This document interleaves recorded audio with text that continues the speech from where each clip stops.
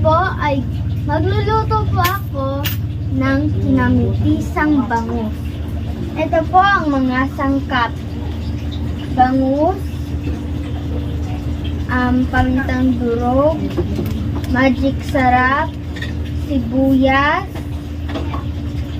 luya, kamatis, at pechay.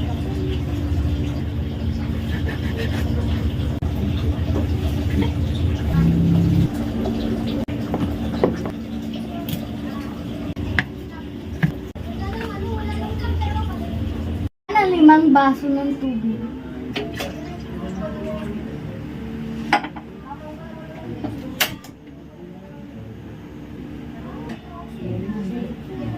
Tingnan natin kung kumukulo na. Tapos ilagay na po natin ang mga sangkap. Kung kumukulo na. Tingnan natin ang kumukulo. Sibuyas po ang una.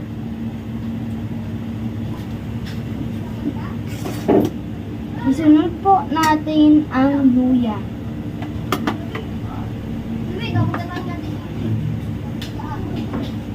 Isunod natin po ang kamatis. Lagay na po natin ang bangus.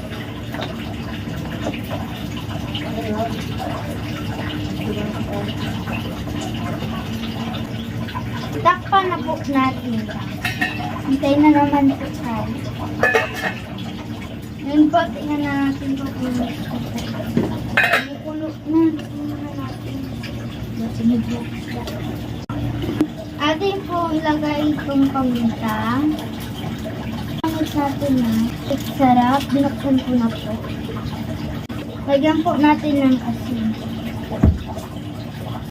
Haluin po natin ang ricado ulit. Para po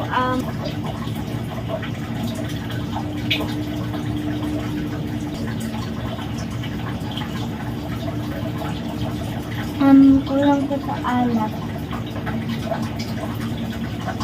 Lagyan po natin ito ng onting patis kasi po matabang po.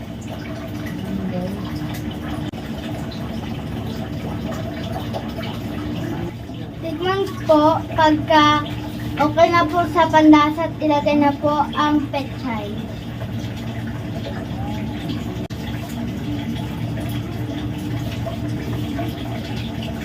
Lagay na po natin tong pechay.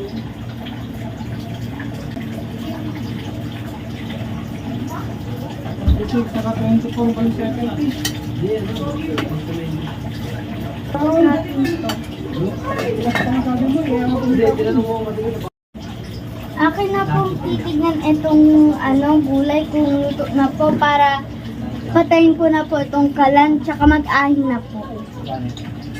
Luto na yung gulay. Patayin na natin kalan. Luto na! Ang kinamitisang bangus.